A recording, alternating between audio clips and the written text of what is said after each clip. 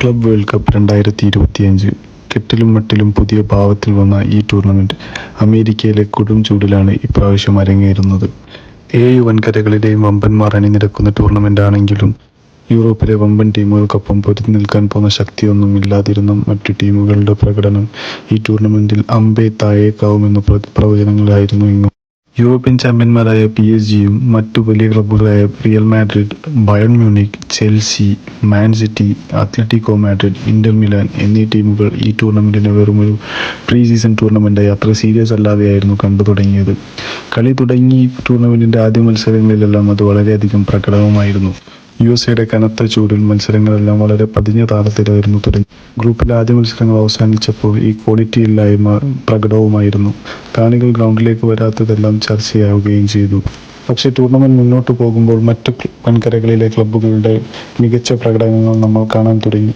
FC പോർട്ടോയെ സമനിലയിൽ തളച്ച Palmeiras ആദ്യ വെടി പൊട്ടിച്ചപ്പോൾ മോണ്ടറെ ഇന്റർ മിലാനെ ഒരു ഗോൾ സമനിലയിൽ തളച്ച് അവരുടെ കരുത്ത് തെളിയിച്ചു. അതിനുശേഷം നമ്മൾ കണ്ടത് അൽ ഹിലാൽ എന്ന സൗദി ക്ലബ് റിയൽ മാഡ്രിഡിനെ ഒരു ഗോൾ സമനിലയിൽ തളച്ചിടുന്നതാണ്. പിന്നീട് UCL ചാമ്പ്യന്മാരായ PSG-യെ ഒരു ഗോളിന് തോൽപ്പിച്ചുകൊണ്ട് ബൊട്ടാഫോഗോ അമിട്ടിന് തിരികൊളുത്തുന്നതാണ് നമ്മൾ കണ്ടത്. ചെൽസിയെ 1-3 ഗോളുകൾക്ക് തോൽപ്പിച്ചുകൊണ്ട് ഫ്ലമംഗോ കൂടി ലിസ്റ്റിലേക്ക് കയറിയതോടുകൂടി യൂറോപ്യൻ ടീമുകളുടെ അഹങ്കാരം തെല്ലൊന്നു കുറഞ്ഞു.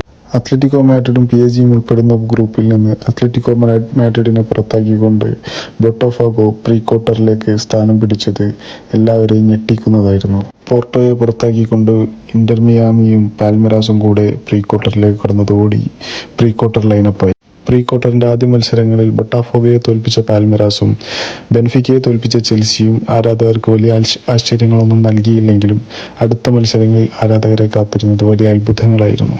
ജൂലൈ 1 നടന്ന ആദ്യ മത്സരത്തിൽ ഇന്റർ മിലാനെ തോൽപ്പിച്ച ഫ്ലമംഗോ കൊളുത്താൻ പോകുന്നത് മാലപ്പടക്കത്തിന്റെ തീയാണെന്ന് മനസ്സിലായത് അടുത്ത മത്സരത്തിൽ സാക്ഷാൽ മാൻ സിറ്റിയെ 4-1 തോൽപ്പിച്ചുകൊണ്ട് അൽ ഹിലാൽ തങ്ങളുടെ കരുത്ത് തെളിയിച്ചപ്പോഴാണ്.